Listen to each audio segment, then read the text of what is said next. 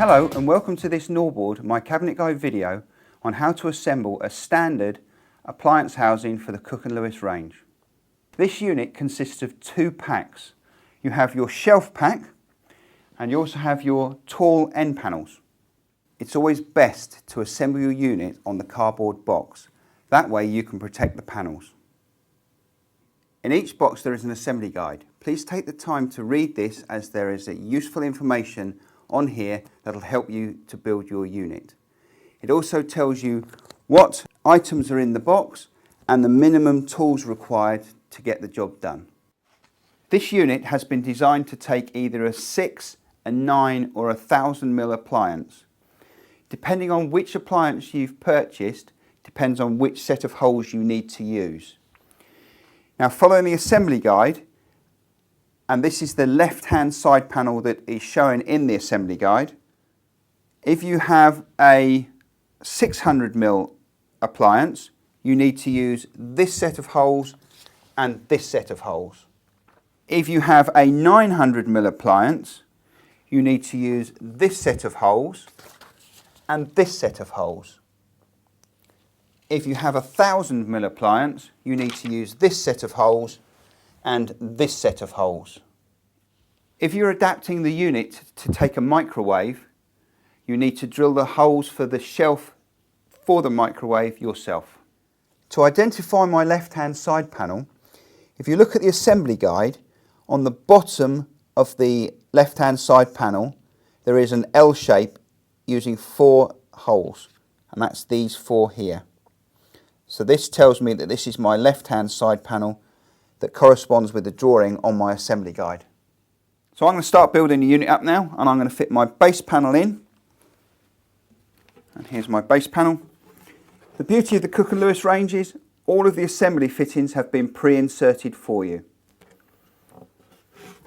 So I put it into its hole, making sure that the groove is towards the groove. Push it down, turning the cam as I go. Working my way up, I'm actually going to build this with a 600 aperture for a 600 appliance.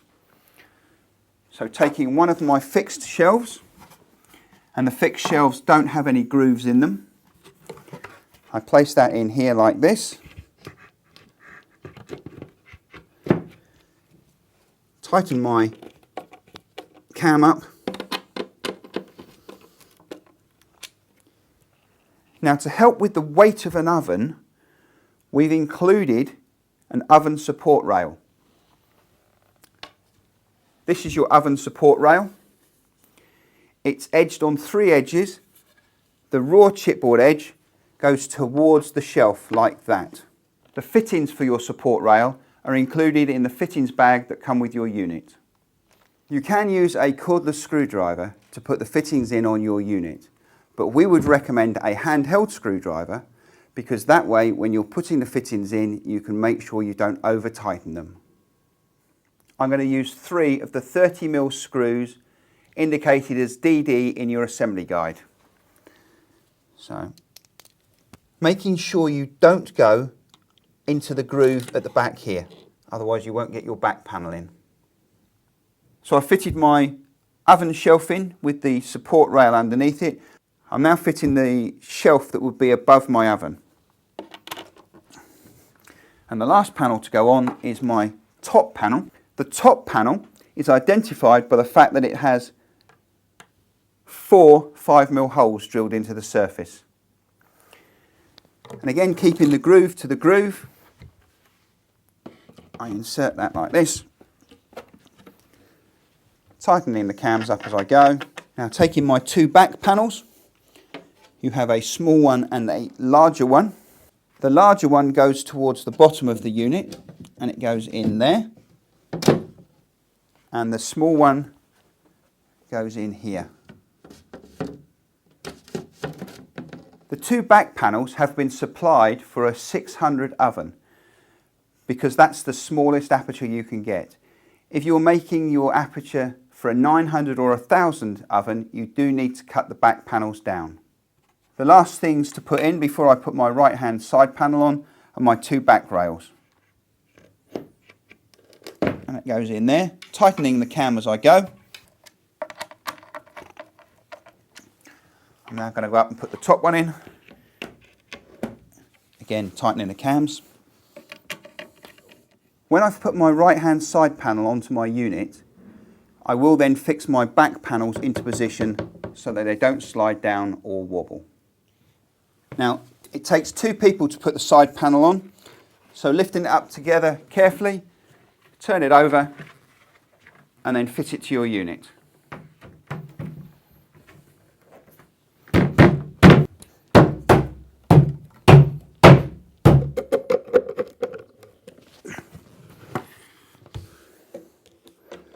That's all the cams tightened up, so carefully turn your unit onto its front so you can fix the back panel into position.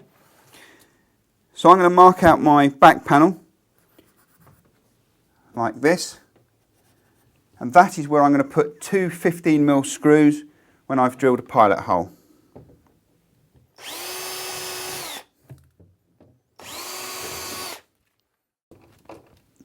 And repeat for the top opening. So that's my top back panel fixed in position and my bottom back panel. If you are altering the units, as I said earlier on, to take a 9 or 1000mm oven, when you've cut the back down, you will still need to put the fixings in. You can fit your wall brackets either here, which makes it easy for you to go through the oven aperture and fix it to the wall, or at the very top, like that. I now need to fit my remaining oven support rail, and to do that I'm going to turn my unit onto its right hand side panel. Okay, so the remaining oven support rail goes in on this side, push it back until it touches the back panel, then using the 30mm screws provided, fix it into position.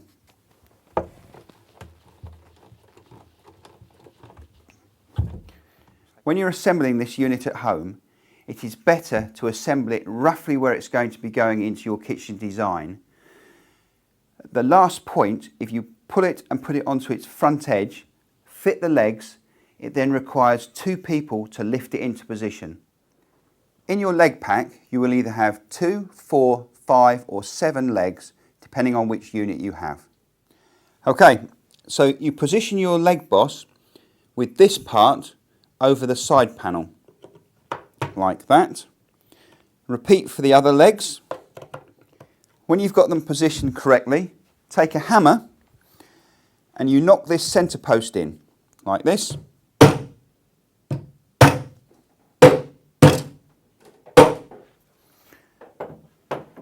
In doing that, it actually stops the leg boss from pulling out. Okay, so I've got my leg boss positioned with the lug over the side panel. I'm now going to drill 3 holes.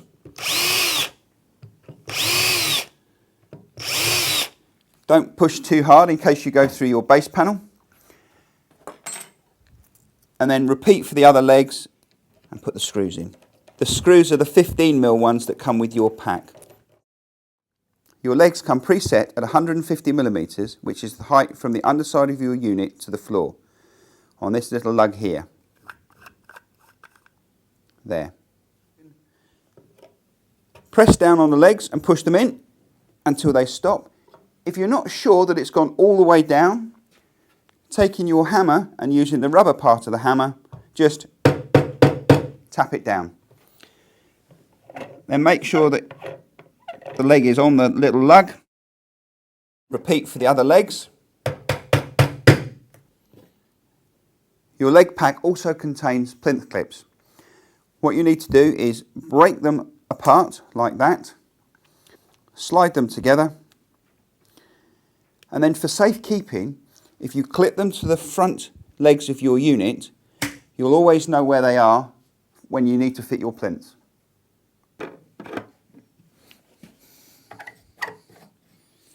Your angle bracket goes at the top here. As a tip, if you angle it down slightly, you can actually get a screwdriver and a drill in there for fixing it to the wall. So I'm now going to mark that and then drill it. When you're drilling, don't push too hard in case you go through, and never put your hand behind like this. Here we are. As I said, you can get a screwdriver in there to fix it to the wall. Okay, I've got my unit now completely assembled with its legs on. To make sure you don't break the legs off, lift it up and put it into position. Don't drag it.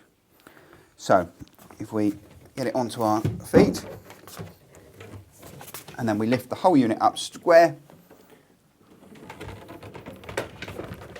Keep lifting. That's it.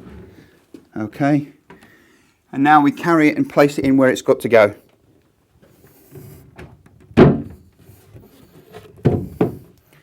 Like that. In your tall appliance housing, you have two shelves. One goes here and one goes here. Also, within the pack are these two 8mm panels. Not to be confused with the backs. These are actually used if you need to raise your oven up. They're either called spacers or sometimes people call them shims.